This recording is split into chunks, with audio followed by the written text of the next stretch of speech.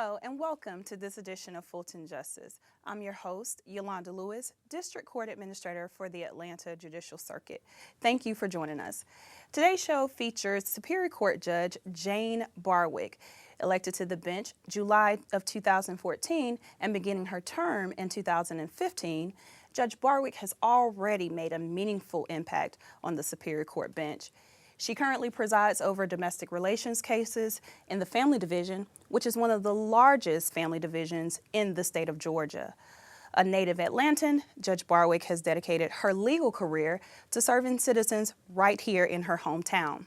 While the Barwick name is well known in legal communities throughout Georgia, Judge Barwick is definitely not an exception. Prior to her judgeship, she practiced law for two of the most respected law firms in Atlanta, and in 1995, she started her own practice. Up next, we'll talk to Judge Jane Barwick about her legal career and her road to the bench. Stay tuned.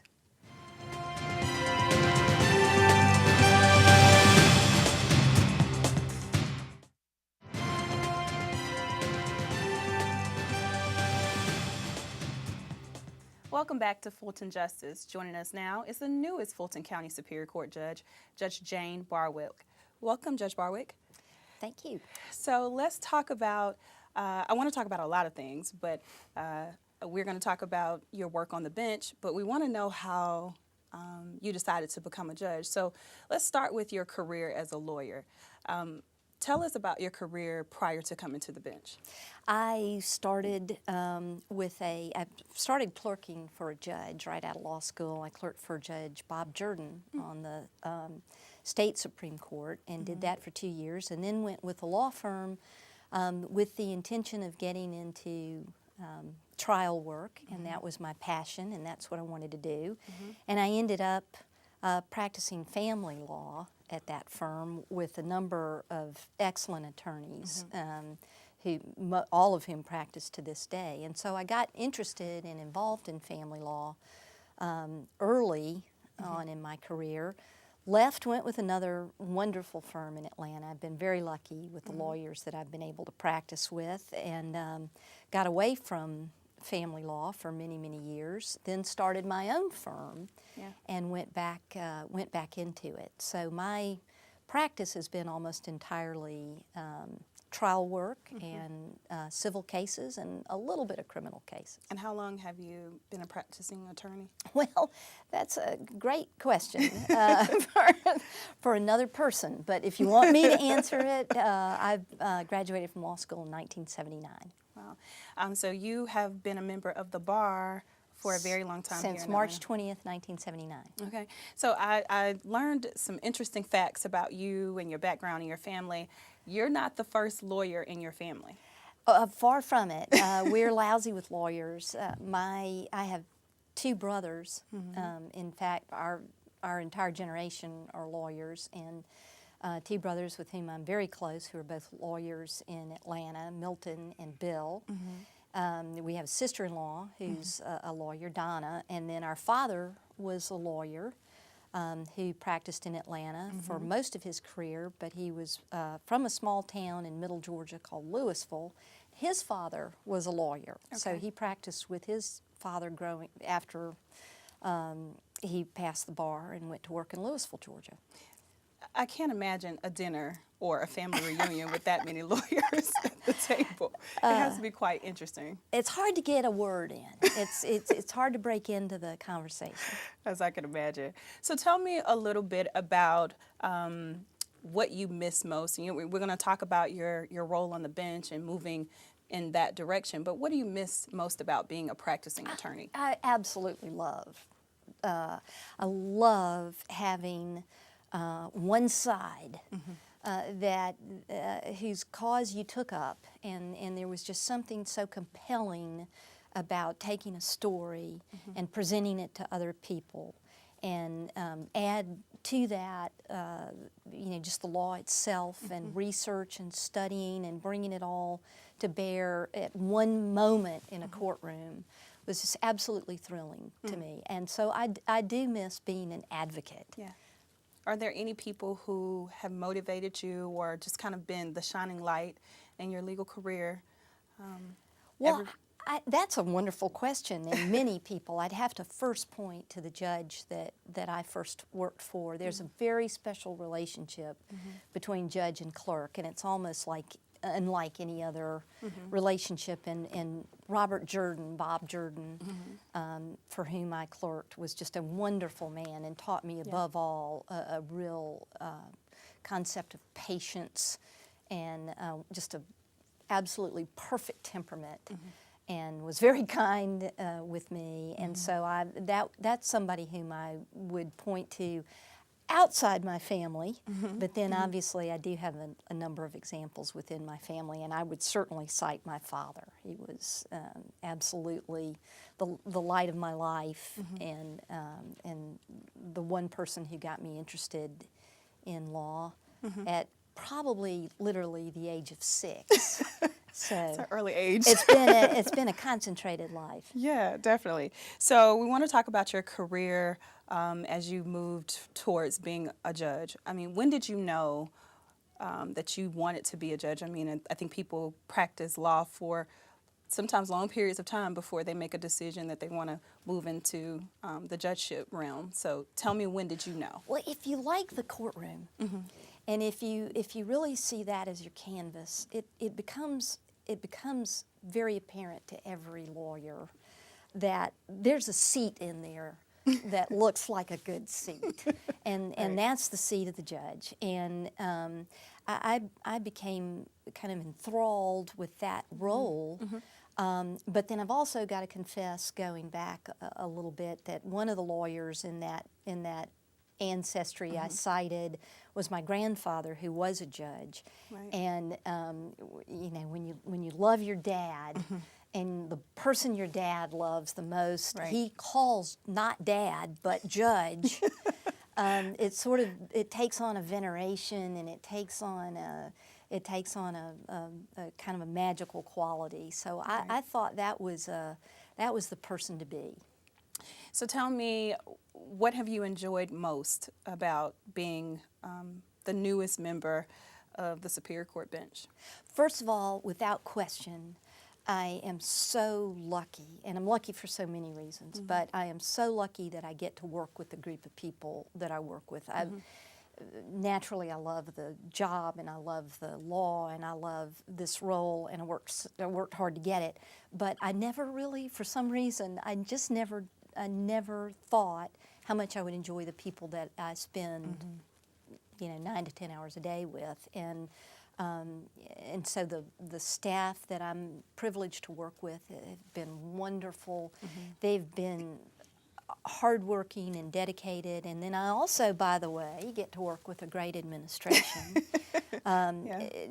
Just so professional from every single person that I've come in contact with. So if I had to say the thing that, it hasn't been a surprise, it's just something that I didn't count on enjoying as much as I have, and that's been the people I've been able to work with. Right. Now, before you came to the bench as an elected Superior Court judge, you served as a judicial officer. I did. So tell me a little bit about your experience as a judicial officer, what that entailed, and how is it different from what you do right now? Hardest working people in the building. The judicial really, officers? the judicial officers you better than anyone know the percentage of the caseload that family is in the Superior Court. And if you figure, adding child support, that it's about 1/3, that's a massive amount of just volume to handle. Absolutely. And our judicial officers are, in addition to being incredibly dedicated, smart, hardworking people, really are the backbone of that system. Most people, if they come into contact with the court system, it's probably going to be through family. And if they're in family, the person they are going to see is a judicial officer. So that was a fantastic role. It was a great way to learn not only how to be a judge, but to become fully immersed in the subject matter. And so that was absolutely a wonderful place to start. And is it different and unique from what you do now? Well, the good thing is that a lot of what I do now is precisely what I did as a judicial officer. So the learning curve has flattened out quite a bit, fortunately. But insofar as the daily responsibility for caseloads and docket management and so forth, that is very different. And so people always associate the justice system, of course, the first thing you think about is the criminal system, the criminal justice system. But honestly, the most cases that we see in a jurisdiction are domestic, and they fall under the helm of what you all do every day. So why do you think that is so important for people to know that there's this whole body of work that people typically don't associate with when they first think about the justice system? That's a great thing. That's a great thing to bring up, because truly most people will see a lawyer or need a lawyer when they buy a house or get a divorce. And those are really our intersection between tremendous percentage of Fulton County citizens in their court system. But if you go out to talk to people, particularly in running for the office of judge, and hear what's on their mind, they will tell you crime, the jail. And so it is an interesting, maybe people don't want to think about their divorce case or when they did come into contact with the system, but I trust they walked out thinking they'd been treated fairly. Yeah. So we want to talk a little bit more about the domestic side of cases, and also about some interesting facts about you off the bench when we come back. When we return, we'll continue our talk with Jane Barwick. Stay tuned.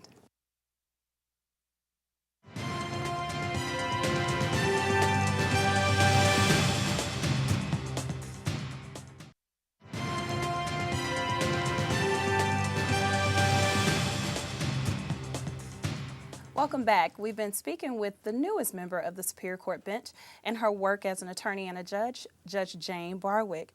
Welcome back. So let's talk a little bit about all of the interesting things that you do off the bench, because you have quite a body of work. I know that you have been to seminary school. I attended Columbia Theological Seminary and got my master's in divinity after practicing law for about 20 years. And so what made you decide to do that? That's a great question, and the honest answer is the one that nobody really wants to give, which is literally the call to do it. It was an idea that I had had in my mind for a long time. I'd been very active in my church, had grown up in my church, and wanted to do it. And I couldn't get rid of the idea, I decided to start taking classes part-time at Columbia, which I had the opportunity to do there, and then I finished my degree and worked. While I was getting my master's, I worked part-time for Atlanta Habitat for Humanity, which was just the marriage of two wonderful things in my life. And so while working at Atlanta Habitat for Humanity, when I got my degree, I had been doing legal work for them. I was asked if I'd like to come on full-time with Atlanta Habitat, which meant I went right back into law, which at that time I decided was exactly where I needed to be. So how unique is it that you said that you had this call? Yes. And I think most people talk about the call to service and the call to do what they're passionate about. I think you've had three things happen. You've been called to go to seminary school, you've been called to law, and you've been called to serve. Tell me how all three of those things just kind of work out as a perfect storm for you. Well, that's a lovely question, and it's a little hard to talk about, but naturally, they're related. They're tremendously related. I saw law growing up as truly not just a profession and certainly not just a job, but it was much more about bringing the best you can be, to the service and support of others. And certainly seminary gave me that opportunity. Atlanta Habitat for Humanity gave me that opportunity. I was incredibly lucky to work there as their lawyer for as long as I did. So I've certainly had my outlets, and as you call them, the passions, and I've been lucky. How important is it to have, you have a wonderful temperament. I think everyone who I know, when I came in contact with you, you have this this instant connection with people. And how important is it to have that type of connection in the work that you do, especially in these high, intense situations where people are really, I think family relations are the most intense relations you can have. And so how does that help to have even temperament in the background that you have when dealing with those cases? You have to remember that I spend most of my day in an atmosphere where people are so emotional and so intense. I'm surprised the table in front of them doesn't just melt. I mean, there's so many emotions running through people as they face these horrible moments in their lives, mostly related to children. Right. And when people start to lose sight of what they are really there for, and their families in these cases that can become wars, I think it does help. I think it does when you have someone who can lead people back to the real subject matter. Is not one more person yelling at them, and is not one more person lecturing them. That it can be very helpful. We've had some good conversations in the 3.5 short months that I've been here. I think I've had some good conversations with people. I may be misleading myself. They may just be smiling at me, hoping to get out of that courtroom at any split second, that I'll quit talking and let them go. But at the same time, I think people do want to hear that someone cares about their family, and that someone has thought enough to say, you know, use this as a launching pad, and not just as a as a battleground. Let this be the moment that you go out there and start thinking of your children instead of how much you dislike the other person. And you get a nod every now and then, and you get some acknowledgement, and that's worth it. So I know before you were really big on working with our domestic violence calendar, and that is a tough calendar, I'm sure, to sit on. Tell me what you would want people to know about how difficult it is to manage situations when folks are coming in and they have these highly contested domestic situations. Right. And we hear it on TV, but how is it to sit on the other side of it? It's important. The most important thing about family violence petitions and just the broader concept of violence within a family is to know that it can happen anywhere to any family at any time. It is not it is not just simply the problem of some people. It can happen anywhere at any time. And so when you broaden that perspective, and you can't help but think, what role can I play that is helpful? Well, I can protect. That's the first thing I've got at my disposal. I can stop this, or I can do what I can do to stop this. So I can protect, and I can put into place the safeguards that our system provides. They're not perfect, they're not impenetrable, but they're what we can provide. But then we have so many more resources that we can bring to bear. And that staff, that is a devoted staff. There's so many people who are willing to roll up their sleeves and help, and get people counseling, get people into anger management, get people into recognition programs and counseling programs. But first and foremost, we are going to take care of what's happening at that particular moment. What do you think has been your greatest accomplishment? Well, obviously, I would have to say reaching this position. I didn't think it was ever going to happen. I am truly the poster child for don't quit. Don't quit on your dreams because it may not be when you're the Right. you're the spring chicken, but it can happen if you persist, if it's what you really want to do. And so this position is just given me the opportunity to meet so many people and demonstrate that we've got a system and a county and people who are devoted to so much more than a paycheck. We've got people who are in a 3-point stance ready to help. Absolutely. And from your office to the clerk's office to the judges, staff, and district attorney, and everybody. And so I think that our county would be so proud if they could peek behind the curtain. One final question. Yes. When people hear the name Judge Jane Barwick, what do you want them to think? That lady listened to me. She may not have been on my side, and it may not have gone the way that I wanted to, but I wasn't out-lawyered, I wasn't outspent. Nobody had a claim on justice in her courtroom. She listened to me. It's been such a pleasure to talk to you. I get to see you every day. It's been my but it's pleasure. good to hear a little bit more about you and your past and where we're going. Thank you so much. Thank you. Thank you so much for joining us. We'll be back with our final thoughts.